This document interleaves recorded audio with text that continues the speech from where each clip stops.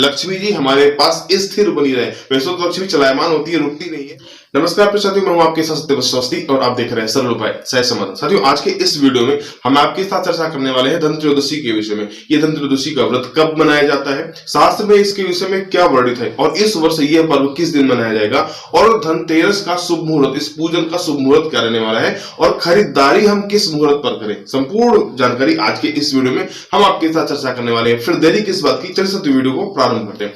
देखिए साथियों, धन त्रयोदशी को धनतेरस के नाम से भी जाना जाता है। ऐसा माना जाता है कि इस दिन यदि हम कुछ ऐसा करते हैं जिससे माता लक्ष्मी प्रसन्न हो तो धन हमें 13 गुना ज्यादा होकर के मिलेगा। साथियों, यह पर्व जो है ये कार्तिक मास की कृष्ण पक्ष की त्रयोदशी तिथि को मनाया जाता है। इसके विषय में शास्त्र में एक प्रमाण मिलता है, आइए उसको देख लेते हैं। साथियों, इसमें बताया गया कार्तिकस्यासिते पक्षे त्रयोदश्यां निशामुखे यम दीपम बहिर्दद्यात् अपमृत्यु विनश्यति।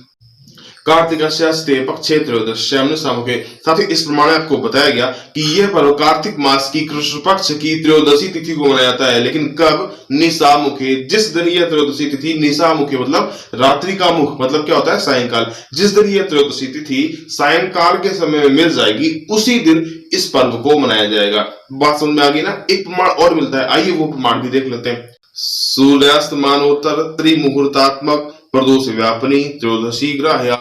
साथ ही ये प्रमाण धर्म सिंधु से लिया गया, जिसमें आपको बताया गया कि त्रिमुहूर्तात्मक प्रदोष व्यापनी त्रयोदशी ग्राह्या, मतलब जिस दिन त्रयोदशी तिथि प्रदोष काल में कम से कम 3 मुहूर्त होगी, उसी दिन यह धनतेरस का पर्व मनाया जाएगा। एक मुहूर्त में 48 मिनट होते हैं, तो 3 मुहूर्त में कितना होगा? 144 मिनट होगा। मतलब कि प्रदोष काल में कम से कम त्रयोदशी तिथि जो है वो 144 मिनट होनी ही होनी चाहिए। अब आइए देख लेते हैं 2023 में त्रयोदशी तिथि कब प्रारंभ हो रही है और कब समाप्त हो रही है। तो इससे निष्कर्ष निकल आएगा कि हमें इस धनतेरस का पर्व किस दिन मनाना चाहिए, 10 को या फिर 11 को। तो देखिए साथियों, जो त्रयोदशी तिथि प्रारंभ हो रही है वह 10 नवंबर को दिन में 11:47 से यह त्रयोदशी तिथि प्रारंभ हो रही है और यह त्रयोदशी तिथि जो है वो 11 नवंबर को दोपहर में 1:13 तक रहने वाली है। तो प्रदोष काल में किस दिन मिली? 10 तारीख को मिली, यानी कि 10 नवंबर को यह प्रदोष काल में पूरी रात यह रहेगी त्रयोदशी। तो फिर 3 मुहूर्त की कोई बात ही नहीं, जब पूरी रात ही रहेगी तो कोई संशय ही नहीं बचा।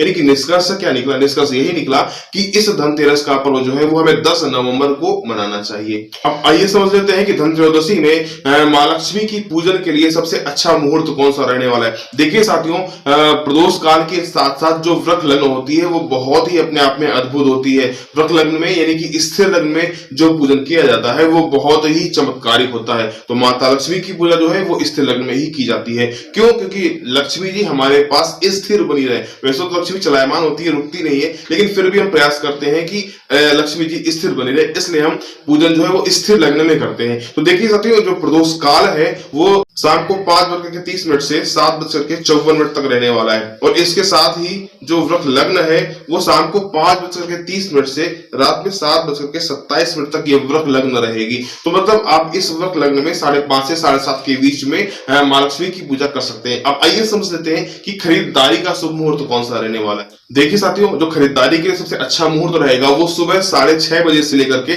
10:28 तक रहने वाला है। क्योंकि इतनी जल्दी तो कोई शोरूम या दुकानें खुलती नहीं है, तो हो सकता है आप इस समय पर यह खरीदारी ना कर पाए। तो शाम को आप 4:30 बजे से 6 बजे के बीच में खरीदारी आराम से कर सकते हैं। तो ये कुछ चर्चा थी आज के इस वीडियो की जो हमने आपके साथ साझा की। आशा करते हैं ये वीडियो आपको पूर्ण रूप से समझ में आ गया होगा। मिलते हैं अगले वीडियो में, तब तक के लिए नमस्कार।